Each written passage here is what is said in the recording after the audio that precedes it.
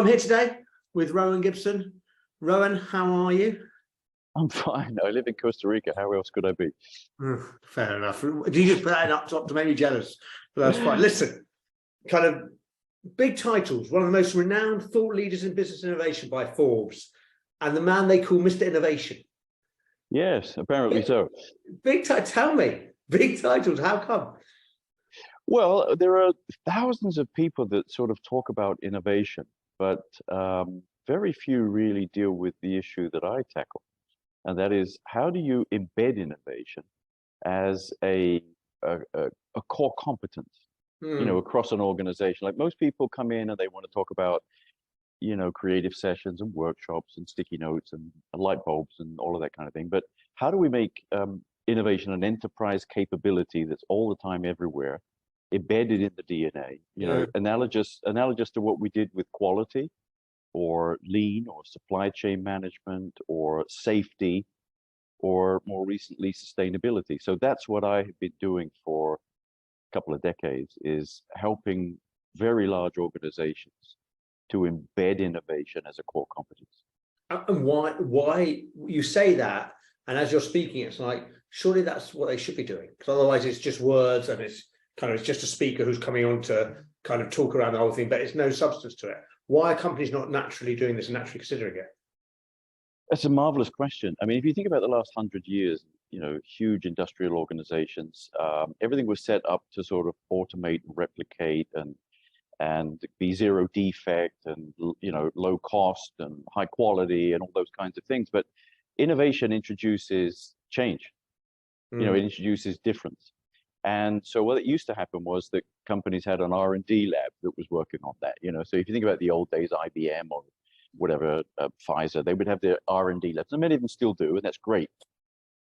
But what's happened is that innovation has become sequestered into a unit, a department, a function that's, responsible for very often technical innovation. And that means that the rest of the organization thinks it's nothing to do with me, right? It's not my job. If I'm in HR, for example, I don't need to innovate.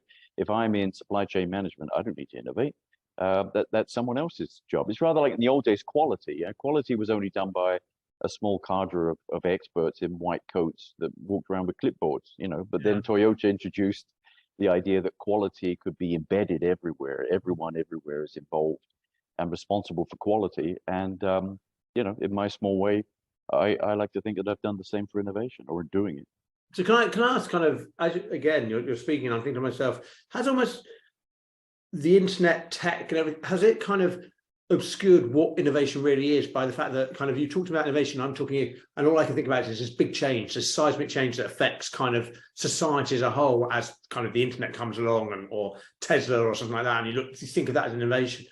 And we are programmed to think that we can't innovate because you've got to have this big idea which is completely revolutionary, rather than understanding that innovation, it can be small, is smaller most of the time.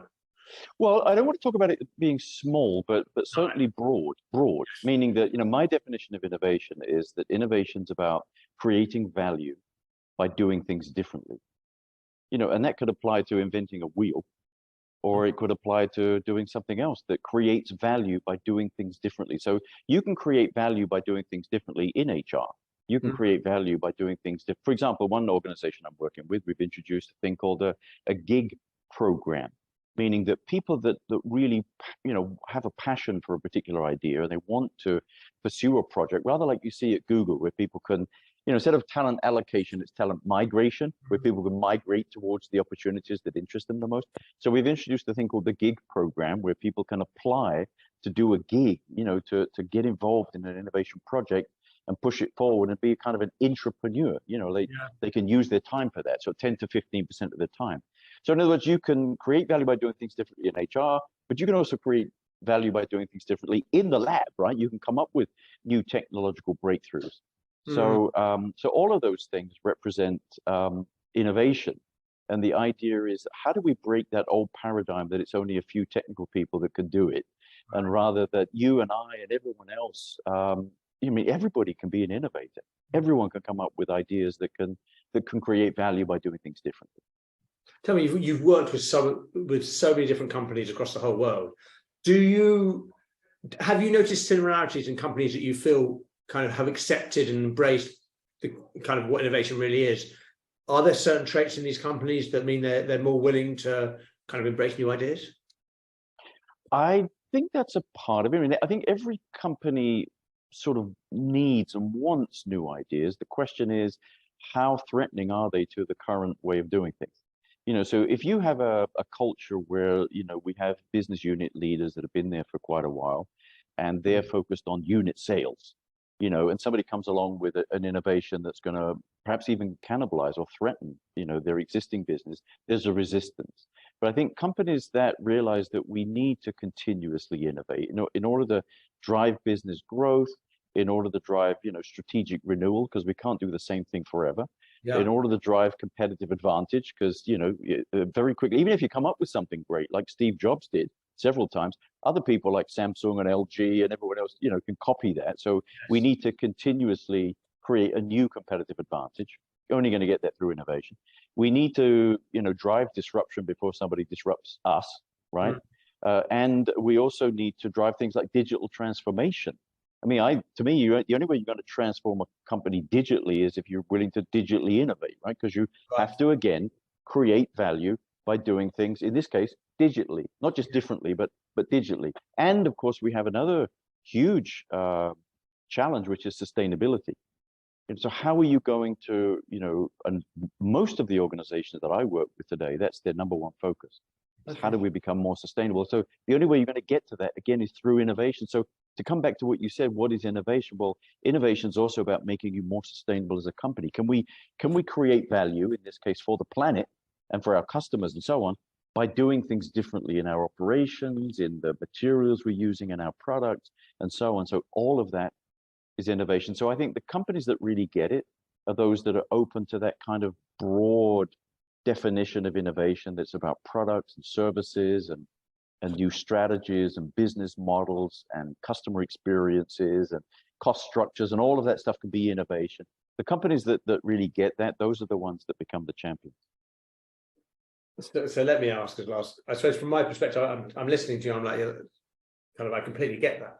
Is there a question that any of us could be asking ourselves or asking our business? Is there one question we can ask ourselves in order to kind of, I suppose, kind of understand where we are in that thought process and whether we really get it or whether kind of we are way off kilter? Is there just that one spark which says, okay, how do we start this process? Well, you have one question. I've got about 80. And I mean that literally, meaning that I do an innovation audit that I created. I think it's the most comprehensive in the world. I mean, I'm not saying that just out of ego or bias, but I've seen all the others, and I think what it does is it covers every component of what I consider to be a functional innovation system across a company. So level of leadership commitment, level of infrastructure around innovation, the quality of the innovation processes, the tools that you're using, the people engagement, the skill level of your people, how pro-innovation is your culture. Do you have cultural mechanisms in place, like the gig program and things like to drive innovation? Do your values support innovation? Not just the things you talk about, like here are our value, but the things you live. Do they really support innovation? Do we have metrics that measure and manage innovation?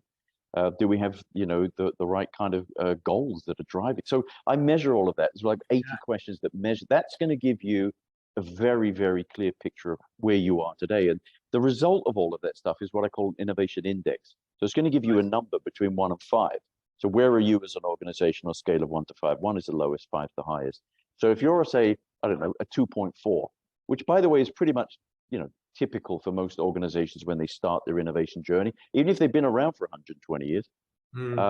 How do we get, where do we drive 2.4 up to, let's say, a 4.0 or a 5.0, which is like perfection and excellence? How do we get to that within 3 to 5 years? That's what I do. Rowan, thank you so much indeed for your time. It's been a pleasure speaking to you and always very enlightening. Thank you, Nick. Great to be with you.